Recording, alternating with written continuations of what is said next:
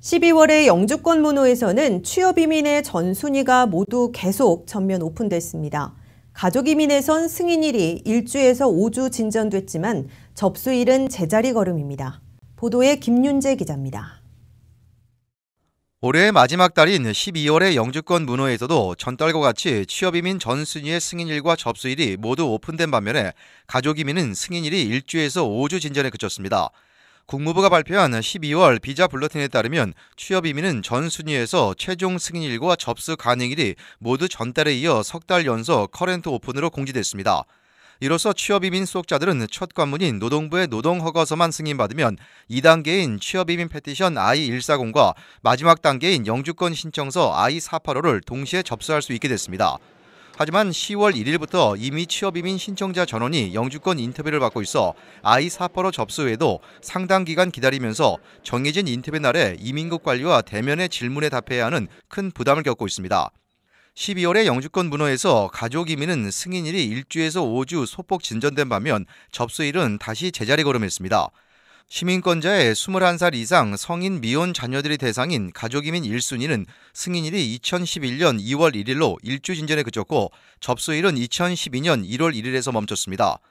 영주권자의 배우자와 미성년 자녀들이 대상인 가족이민 2A순위는 승인일이 2015년 12월 22일로 가장 많은 5주 더 나아간 반면에 접수일은 2016년 11월 1일에서 연속 동결됐습니다.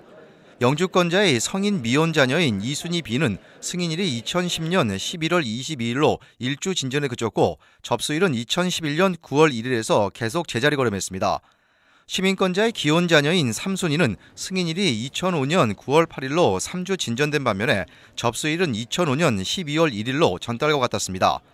시민권자의 형제 자매 초청인 4순위는 승인일이 2004년 6월 8일로 보름 진전됐지만 접수일은 2004년 11월 15일에서 동결됐습니다.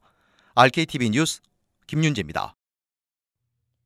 캘리포니아주 연방항소법원이 오늘 도널드 트럼프 대통령의 반이민 행정명령과 관련해 부분적으로 효력을 인정했다고 로이터 통신이 보도했습니다. 법원은 오늘 미 입국 제한 또는 금지 대상국인 이슬람권 6개국 국민에 대해 미국의 가족 연고가 없을 경우 정부가 입국을 금지할 수 있도록 판결했습니다. 이번 판결이 적용되는 나라는 이란과 리비아, 시리아, 예멘, 소말리아, 차드라고 로이터 통신은 전했습니다. 앞서 미국은 지난 6월 이란과 시리아, 리비아, 예멘, 소말리아, 그리고 수단 등 무슬림 6개국 출신 국민의 입국을 90일간 제한하는 내용의 행정명령을 발표한 데 이어서 지난 9월 말 이 가운데 수단을 명단에서 제외하고 북한과 베네수엘라 그리고 차드 등 3개국을 추가한 바 있습니다. 민주당 상하원 의원들이 대거 드림 법안과 연방 예산안 연계 투쟁에 돌입해서 올 연말 드리머 보호 법안의 성사 가능성을 높이고 있습니다. 백악관과 공화당은 연방정부 폐쇄와 다카 드리머 추방을 동시에 피해야 하기 때문에 민주당 공세에 밀리고 있는 것으로 주류 언론들은 전망했습니다. 조민정 기자입니다. 한인 청년 1만여 명을 포함한 80만 다카 드리머들의 운명을 놓고 민주공화양당이 일전에 돌입하고 있으나 민주당 진영이 승기를 잡고 있는 것으로 보입니다. 민주당 상하원 의원들이 대거 드림 법안에 없는 연방 예산안을 저지하겠다며 연계 투쟁에 돌입했고 백악관과 공화당이 밀릴 수밖에 없는 상황이어서 드리머 보호 법안이 올 연말 성사되거나 적어도 다카 추방 유예 정책이 연장될 것으로 정치 전문 악시오스가 보도했습니다. 민주당에서는 루이스 쿠티에레즈 등 하원 의원 25명과 버니 샌더스, 엘리자베스 워런, 코리 부커, 카말라 해리스 등 상원 의원 4명이 드림 법안이 포함되지 않은 연방 예산안을 강력히 저지하겠다고 나섰습니다.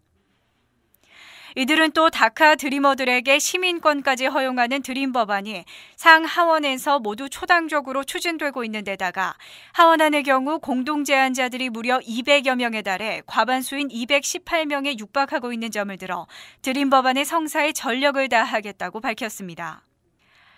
이에 대해 트럼프 백악관에서는 초강경파 스티브 밀러 정책 담당 보좌관이 앞장서 드리머 보호 법안의 연방 예산안 부착에 강하게 반대하고 체인 이민 폐지와 연계해 처리하는 전략을 밀어붙이고 있습니다.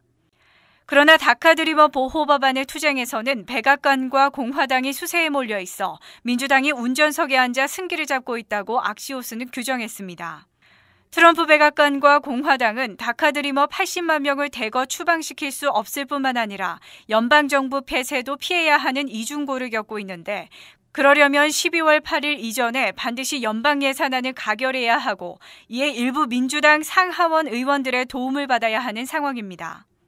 이 때문에 트럼프 백악관이 결국 12월에 연방 예산안에 드리머 보호 법안과 일부 국경안전 강화 조치들만 포함시켜 가결시킬 수밖에 없어질 것으로 민주당은 자신하고 있습니다.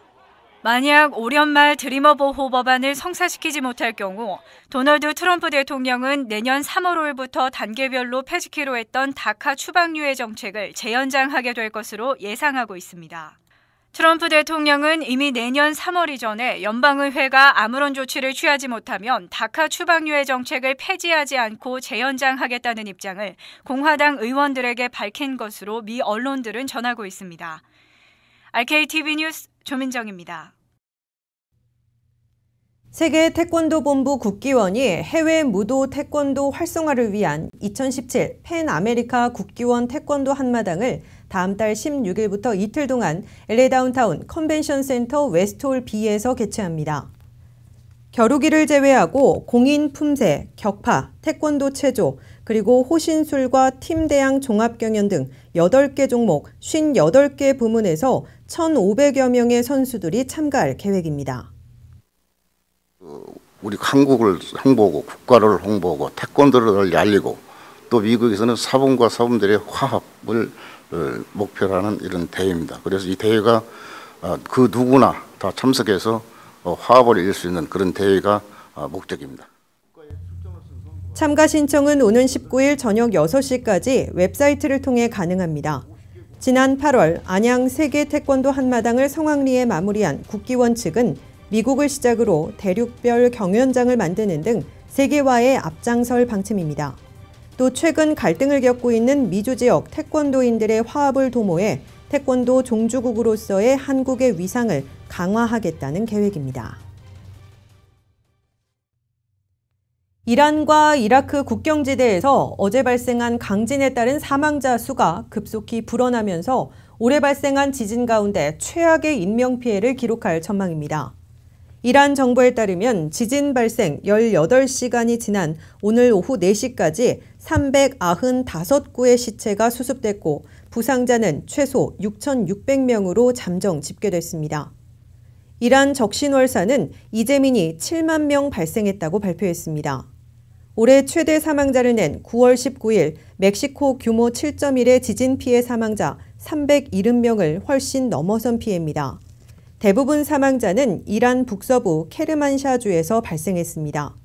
지진이 강타한 지역이 오지인 탓에 아직 구조의 손길이 닿지 않은 지역에 있는 이들도 많아서 구조 시간이 길어질수록 사망자 수는 더 늘어날 수 있습니다.